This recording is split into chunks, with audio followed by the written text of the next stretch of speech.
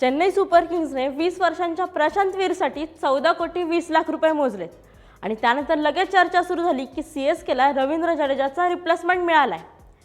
पण असं या प्रशांत वीरमध्ये नक्की आहे तरी काय की ज्याच्यासाठी सीएसकेने पैसा खर्च करताना मागे पुढेही पाहिलं नाही।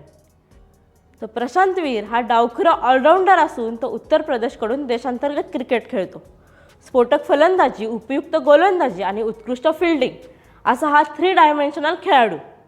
काही महिन्यांपूर्वी झालेल्या यूपी टी20 लीगमध्ये त्याने नोएडा सुपर किंग्सकडून खेळताना पहिल्यांदा सर्वांचं लक्ष वेधलं होतं। या स्पर्धेत त्याने 155च्या स्ट्राईक रेटने 320 धावा केल्या आणि 8 विकेट्सही घेतल्या। या कामगिरीमुळे त्याला मालिकावीर पुरस्कारही मिळाला। इतकंच नाही तर नोव्हेंबरमध्ये झालेल्या बीसीसीआयच्या 23 वर्षांखालील स्टेट्स ए स्पर्धेतही त्याने 128च्या स्ट्राईक रेटने 376 धावा ठोकल्या आणि 18 विकेट्सही घेतल्यात। इथेही तो मालिकावीर ठरला। यानंतर नुकत्याच पार पडलेल्या सय्यद मुश्ताक अली टी20 ट्रॉफीतही त्याने जवळपास 170च्या स्ट्राईक रेटने फलंदाजी केली आणि बॉलिंगमध्येही योगदान दिलंय। ही झाली त्याची आकडेवारी।